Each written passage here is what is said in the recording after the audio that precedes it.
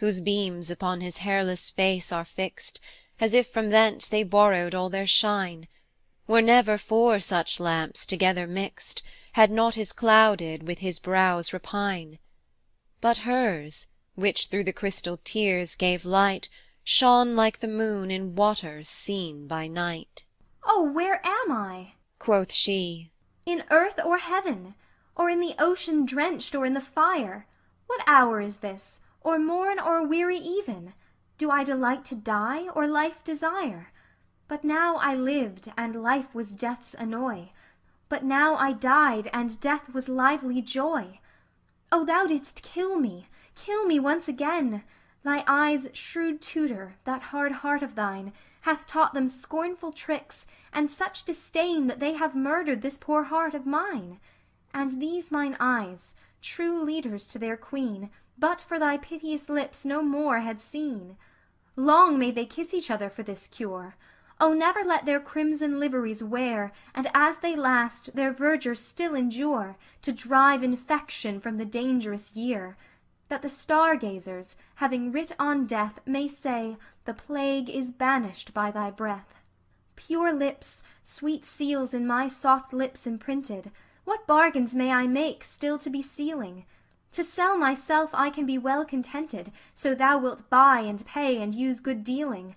Which purchase if thou make, for fear of slips, set thy seal manual on my wax-red lips. 1,000 kisses buys my heart from me, and pay them at thy leisure one by one. What is 100 touches unto thee? Are they not quickly told and quickly gone? Say, for non-payment that the debt should double, is 200 kisses such a trouble? Fair queen, quoth he, if any love you owe me, measure my strangeness with my unripe years.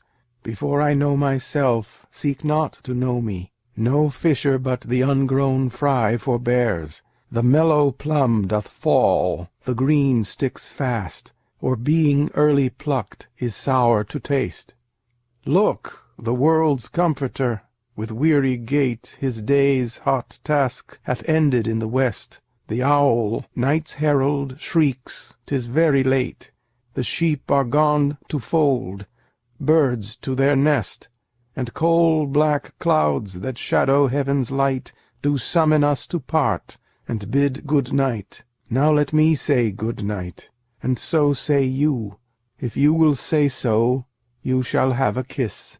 Good night, quoth she, and ere he says adieu, the honey fee of parting tendered is. Her arms do lend his neck a sweet embrace, incorporate then they seem, face grows to face. Till breathless he disjoined and backward drew the heavenly moisture, that sweet coral mouth, whose precious taste her thirsty lips well knew, whereon they surfeit, yet complain on drought. He with her plenty pressed, she faint with dearth, their lips together glued fall to the earth.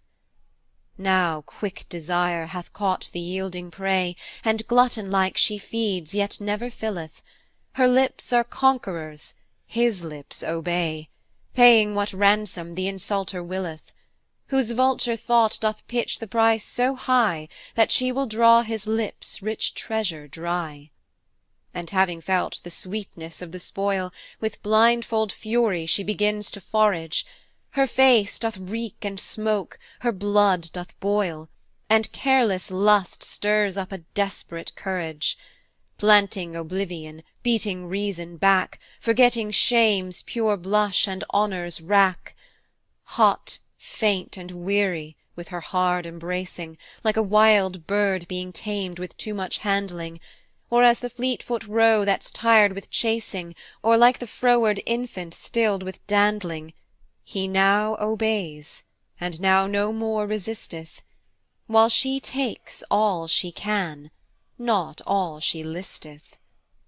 What wax so frozen but dissolves with tempering, and yields at last to every light impression?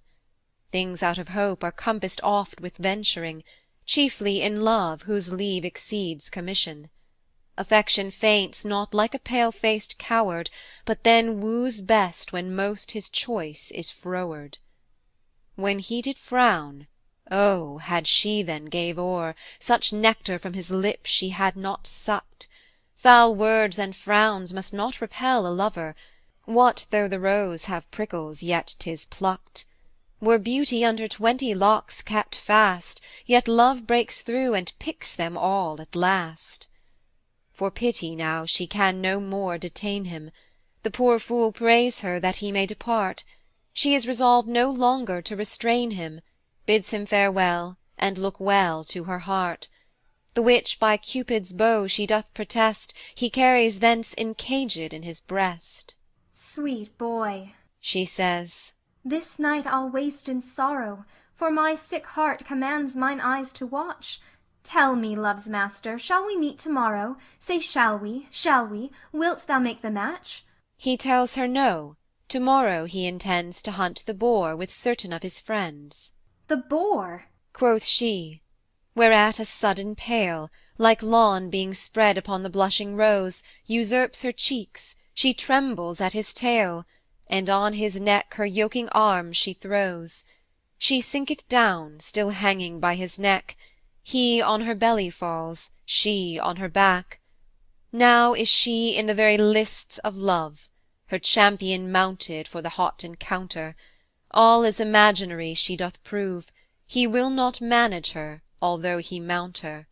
That worse than Tantalus is her annoy, to clip Elysium and to lack her joy. Even as poor birds deceived with painted grapes do surfeit by the eye and pine them all, even so she languisheth in her mishaps, as those poor birds that helpless berries saw. The warm effects which she in him finds missing, she seeks to kindle with continual kissing. But all in vain, good queen, it will not be. She hath essayed as much as may be proved, her pleading hath deserved a greater fee. She's love, she loves, and yet she is not loved.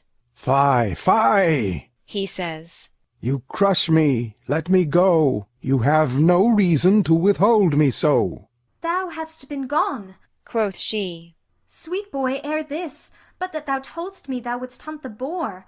Oh, be advised, thou know'st not what it is, with javelin's point a churlish swine to gore, whose tush is never sheathed he whetteth still, like to a mortal butcher bent to kill. On his bow back he hath a battle set of bristly pikes that ever threat his foes. His eyes like glowworms shine when he doth fret, his snout digs sepulchres where'er he goes. Being moved, he strikes whate'er is in his way, and whom he strikes his crooked tushes slay. His brawny sides, with hairy bristles armed, are better proof than thy spear's point can enter. His short thick neck cannot be easily harmed. Being ireful, on the lion he will venture. The thorny brambles and embracing bushes as fearful of him part, through whom he rushes. Alas, he not esteems that face of thine, to which love's eyes pay tributary gazes, nor thy soft hands, sweet lips, and crystal eyne, whose full perfection all the world amazes. But having thee at vantage, wondrous dread would root these beauties as he roots the mead. Oh, let him keep his loathsome cabin still, beauty hath naught to do with such foul fiends. Come not within his danger by thy will, they that thrive well take counsel of their friends. When thou didst name the boar, not to dissemble, I feared thy fortune, and my joints did tremble. Didst thou not mark my face? Was it not white? Saw'st thou not signs of fear lurk in mine eye? Grew I not faint, and fell I not downright? Within my bosom, whereon thou dost lie, my boding heart pants, beats, and takes no rest, but like an earthquake shakes thee on my breast. For where love reigns, disturbing jealousy, doth call himself affection's sentinel, gives false alarms, suggesteth mutiny, and in a peaceful hour doth cry, kill, kill, distempering gentle love in his desire, as air and water do abate the fire.